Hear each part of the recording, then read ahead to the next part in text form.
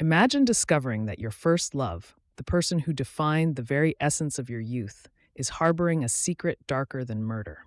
If exposing that secret could save her life but destroy her pride, what would you choose? In post-World War II Germany, a 15-year-old boy named Michael Berg falls violently ill on his way home from school. He is rescued by Hannah Schmitz, a 36-year-old tram conductor. Once Michael recovers, he seeks her out to express his gratitude, igniting a passionate, clandestine affair that forever alters the trajectory of his life. Their relationship is built upon a deeply intimate ritual. Before they bathe and make love, Michael must read to her. He reads everything from classic literature to modern poetry, and Hannah is completely captivated by the imaginary worlds he brings to life.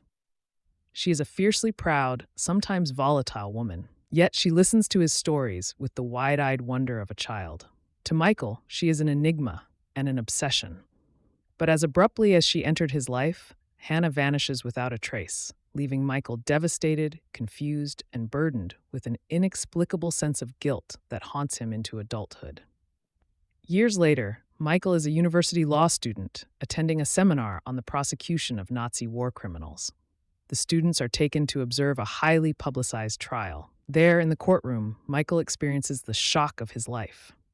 Sitting in the defendant's chair, accused of unimaginable atrocities, is Hannah. She is on trial for her role as an SS guard at a concentration camp, specifically for allowing hundreds of Jewish women to burn to death in a bombed church because she refused to unlock the doors. As the trial progresses, the other defendants strategically shift the blame entirely onto Hannah. They claim she was the commanding officer and that she personally wrote the damning report that condemned the prisoners. The judge, seeking the truth, demands a handwriting sample from Hannah to prove whether she authored the report. Watching from the gallery, Michael pieces together the fragments of his past with Hannah. The reason she was promoted from tram conductor to an office job right before she fled. The reason she chose young, weak inmates at the camp to read to her. The reason she always demanded Michael read to her. The revelation hits him with crushing force. Hannah is completely illiterate. To her, the shame of being exposed as someone who cannot read or write is more terrifying than being branded a mass murderer. To protect her lifelong secret, she refuses the handwriting test, falsely admits to writing the report, and effectively sentences herself to life in prison. Michael is torn apart by a profound moral dilemma. Should he intervene, reveal her illiteracy to the judge, and save her from a life sentence she doesn't fully deserve? Or should he respect her autonomy and the desperate pride for which she is willing to sacrifice her freedom? Ultimately, Michael chooses silence. Hannah is convicted, and as the years turn into decades, Michael becomes a legal historian, his own life marked by emotional distance and failed relationships. Seeking a way to connect with her without breaching the wall of her shame, he begins to record himself reading books onto cassette tapes and sends them to her prison cell. Inside the prison, guided by the sound of Michael's voice, Hannah checks out the corresponding books from the prison library. Word by word, line by line, she teaches herself how to read and write. She begins sending Michael short, childlike notes, but he never writes back, only continuing to send the tapes. When Hannah is finally granted parole after 18 years, Michael visits her to arrange her housing and employment. The reunion is strained. The young boy and the passionate woman are gone, replaced by an aging man and an elderly convict. The morning she is scheduled to be released, Hannah hangs herself in her cell. She leaves behind a small tin of money she had saved, requesting it be given to the sole survivor of the church fire. Michael is left to navigate the ashes of their tragic history, forever marked by the weight of a generation's guilt and the unforgivable complexities of love. Beyond a tragic romance, this masterpiece confronts the profound burden of collective guilt and the agonizing complexities of human nature. Let us dive deeper into the hidden meanings and philosophical questions this story leaves behind. You know, some books just get published, and others, well, they set off a firestorm. Bernhard Schlink's 1995 novel, The Reader, was definitely the second kind. It blew up, became this huge international bestseller, and it forced a really, really uncomfortable conversation about guilt, love, and history that people are still having today. So we're going to break down this modern classic and get into the intense debate that it still sparks. Let's do it. When it first came out, the praise was just overwhelming. The famous director Sir Peter Hall called it the German novel I have been waiting for. A lot of people saw it as this totally groundbreaking piece of work. It felt like, finally, here was a story that could help a new generation really grapple with the legacy of the Holocaust in a deeply personal way. But not everyone was singing its praises. Almost right away, the book kicked off this fierce debate about memory, responsibility, and where we draw the line with empathy. And that debate is still raging. At the very heart of it all is one powerful question. Does this novel end up humanizing a monster? And in doing so, does it cross a serious moral line? To really get what this controversy is all about, you have to understand the woman at its center, Hannah Schmitz. And she is, well, she's an absolute enigma, a character of impossible contradictions. See, on one hand, you have Hannah the lover. She's passionate, she's secretive, and she's this incredibly dominating figure in an affair with a teenage boy. But then, on the other hand, there's Hannah the guard, a cold, seemingly unrepentant SS officer on trial for just unspeakable crimes. And the novel's entire mystery is, how can these two people be the same person?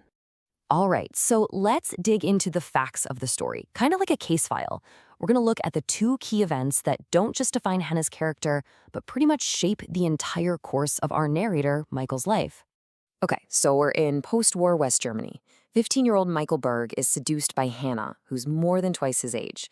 They start this intense, all-consuming secret affair. But here's the weird part. Their whole intimacy is built around this one ritual. Michael reads classic literature to her. This act of being read to becomes the absolute core of their relationship. And trust me, that detail is going to be incredibly important later on. And then just as suddenly as she came into his life, she's gone. Vanishes, leaving Michael totally heartbroken. Years go by. It's 1966 now, and Michael's a law student, and he's observing a Nazi war crimes trial. And there she is, in the defendant's box. It's Hannah. And in that moment, the two separate parts of his life just collide with this devastating force. And the charges, they are just horrific. Hannah's accused of being an SS guard who, during a bombing raid, let hundreds of Jewish women burn to death inside a locked church. And then comes this chilling echo of her past with Michael. A survivor testifies that Hannah would pick out young, weak prisoners to read to her right before they were sent to Auschwitz to be murdered. But here's where things get really weird. Hannah's behavior during the trial is, well, it's bizarre. She seems completely indifferent to her own fate. In fact, sometimes it seems like she's actively trying to get convicted. Michael is watching all this from the gallery, and he just can't shake one thought. This isn't the whole story. Something is missing. I mean, she lets the other guards totally frame her as the one in charge. She refuses to give a simple handwriting sample that could clear her on a key charge. Instead, get this, she confesses to writing this damning report, a report she didn't write, which pretty much seals her fate. Her actions are completely self-destructive, and they make absolutely no sense. And this leads us to the novel's agonizing puzzle, the one that's just torturing Michael as he watches all this unfold. What secret could possibly be so shameful, so terrible, that being convicted as a Nazi mass murderer is actually the better option? The answer is as simple as it is absolutely mind-blowing. The hidden clue to her entire life: Hannah Schmitz is illiterate. She can't read or write, and her shame over this is so profound, so all-encompassing, that she would rather be seen by the world as a monster than as an uneducated person. This one secret has been the driving force behind every major decision she has ever made. And this is where the story just blows up, right? It spirals outward from this deeply personal tragedy and becomes this powerful, sweeping allegory for a whole nation. Schlink uses this one intimate story to explore the complex, painful relationship between two generations of Germans living in the shadow of the Holocaust. You see, Michael represents that generation born after the war, a generation totally haunted by the incomprehensible actions of their parents. And Hannah, she represents that older generation, the perpetrators, the bystanders, the loved ones whose pasts were just impossible to reconcile with the people their children thought they knew. And the dilemma they face is just excruciating. How do you condemn the actions of someone you love?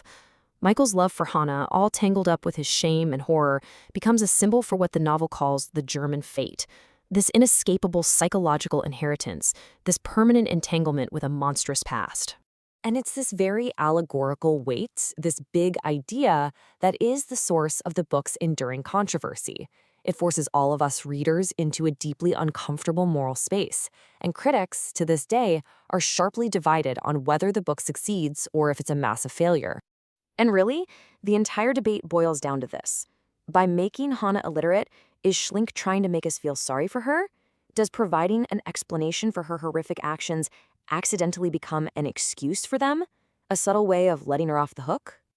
The criticism is fierce. On one side, you have people who argue the book is a moral transgression, that it dangerously blurs the line between victim and perpetrator.